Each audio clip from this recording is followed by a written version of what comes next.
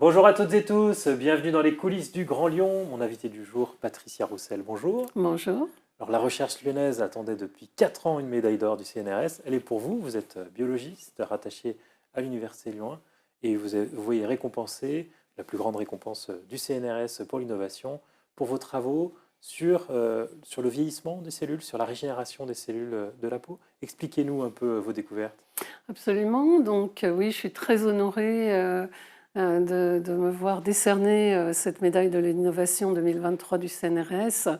Alors mes travaux, enfin les travaux de l'équipe en fait, donc localisés à Lyon dans une unité du CNRS et de l'Université Lyon basée à Gerland, portent sur l'étude des mécanismes à la base du processus de réparation de la peau et plus particulièrement de régénération de l'épiderme et des conséquences de cette régénération sur la réparation du derme.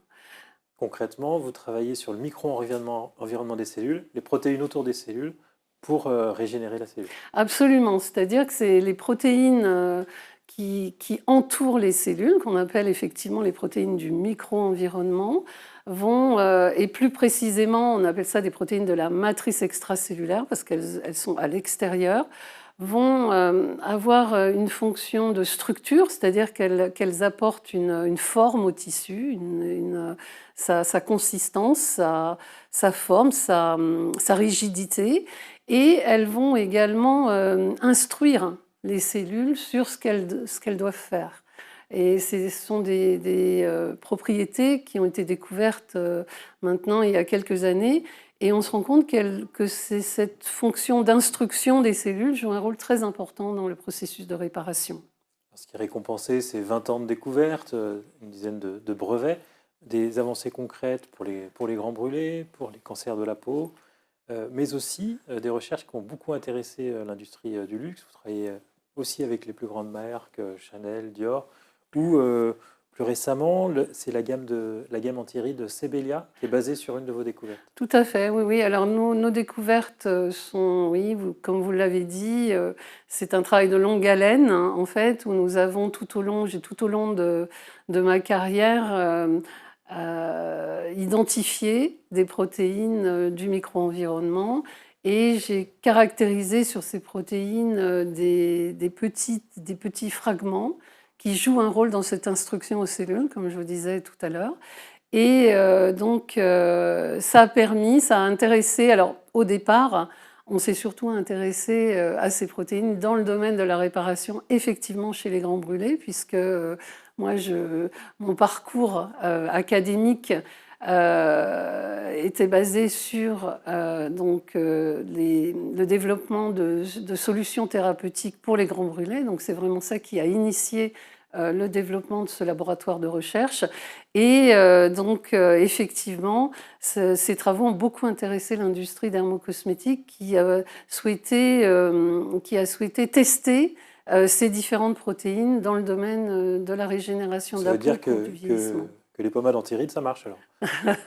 Alors, il y en a certaines qui marchent, tout à fait. Alors, j'ai envie de dire que plus que vouloir absolument effacer les rides, c'est plus une action, je pense, une volonté de raffermir les propriétés structurelles de la peau en vue justement de faire une prévention, c'est-à-dire renforcer ces propriétés de protection de l'organisme et en vue justement d'éviter l'apparition de plaies au cours du vieillissement.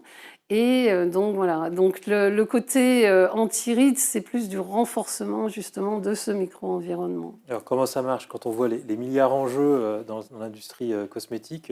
Vous êtes milliardaire aujourd'hui? Non, absolument pas. Donc moi, je suis chercheuse au CNRS et je travaille sous la forme de partenariats, donc avec ces différents partenaires industriels qui sont intéressés par nos travaux. Et nous restons des chercheurs et effectivement, il y a des accords de copropriété qui se font avec le CNRS et les retombées sont très longues en fait. Ça prend du temps et les chercheurs ne sont pas milliardaires. les retombées vont aussi essentiellement pour le CNRS et finance de nouvelles recherches. Tout à C'est ça, fait, le modèle absolument, économique absolument. Oui, de tout votre à fait. Il faut savoir que ça prend du temps parce que aussi bien, alors surtout dans le domaine thérapeutique, les choses prennent beaucoup de temps, c'est-à-dire qu'entre le moment de la découverte d'un candidat potentiel pour un pansement, par exemple, pour une plaie, ou d'un candidat médicament, il y aura de nombreuses années avant que celle-ci soit appliquée sur les patients. Donc ça, c'est vraiment quelque chose qui est à long terme. Et dans le domaine dermocosmétique, c'est aussi du long terme parce que nos recherches, souvent, quand on développe des projets de recherche avec nos partenaires, on a souvent 5 à 6 années de travail de recherche. Concrètement, avec Sebelia, par exemple, ça s'est passé comment? Alors avec Sebelia, c'est une histoire c'est une belle histoire d'ailleurs qui a duré, donc c'est un premier brevet qu'on a déposé il y a une vingtaine d'années sur une découverte qui a été pour le coup assez rapide parce que on a pu transférer avec le partenaire industriel très rapidement un baume. Enfin, le partenaire industriel a développé très rapidement un baume régénérant, cicatrisant, qui, une fois sur le marché, a démontré des propriétés très efficaces dans la cicatrisation. Et du coup, il y a eu développement ensuite d'autres produits dans une gamme anti-vieillissement, anti-âge, qui a été développée en parallèle. Et nous avons poursuivi nos travaux, nous avons remis en place un partenariat avec cet industriel pour développer une gamme de seconde génération d'une protéine, on va dire, plus efficace, plus stable dans les tissus et qui débouchera sur de nouveau une nouvelle gamme et de nouveaux produits pour la cicatrisation. Et de manière plus générale, quel est le potentiel des découvertes que vous avez faites? Qu'est-ce que vous espérez voir comme innovation dans les prochaines années? Alors, on a plusieurs projets qui sont en cours dans le domaine vraiment purement thérapeutique, avec donc je ne pourrais pas tout vous dévoiler parce qu'il y en a un certain nombre qui sont encore confidentiels. C'est ça la limite de l'innovation, c'est qu'en fait, on est souvent obligé un petit peu de travailler pendant quelques années, un petit peu dans le secret de ce que l'on fait. Et ça aussi, c'est un des aspects. On ne répétera pas, allez-y. Et ça, c'est un petit peu l'aspect, un petit peu parfois un petit peu délicat, parce qu'on travaille dans l'ombre et personne ne sait ce qu'on fait. Et c'est vrai que, mais c'est un des aspects importants de l'innovation justement.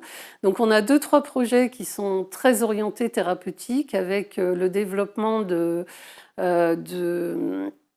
solutions, de dispositifs médicaux qui sont basés sur le biomimétisme du micro-environnement, de la peau et d'autres organismes,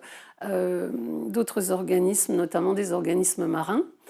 Et nous avons, alors je pense que ça, nous mettons en place d'autres partenariats, alors comme vous le disiez, avec des entreprises dermocosmétiques de luxe. Nous avons un projet qui est en cours, qui est en train de déboucher sur le développement d'une gamme anti-âge avec les laboratoires Native, anciennement Alès. Et nous discutons actuellement pour mettre en place un projet assez important avec l'entreprise L'Oréal. Et en termes de découverte médicale, l'espoir, c'est d'arriver à soigner ces plaies qui ne cicatrisent pas. Absolument.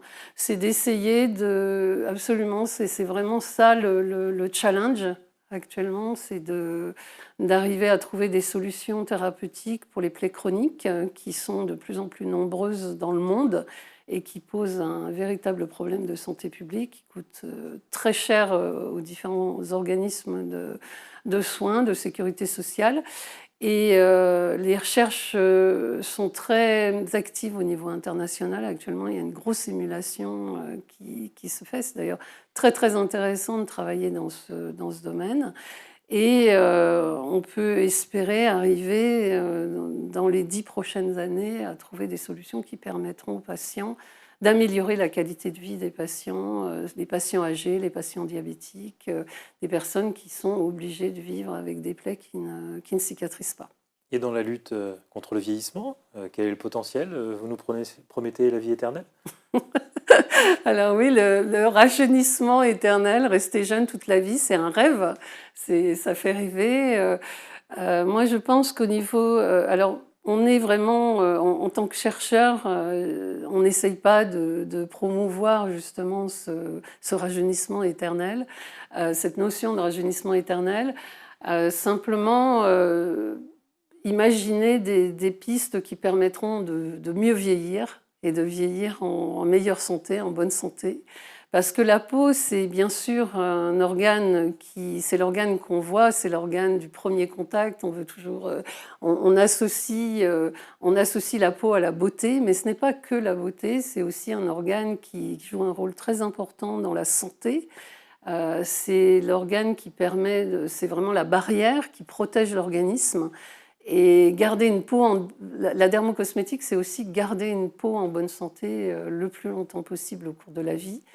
Parce que une peau abîmée, ça peut générer des déficits importants de la qualité de la vie. C'est un petit peu dans cet esprit-là que nous avançons aussi avec On le ne vivra domaine. pas éternellement sur notre génération.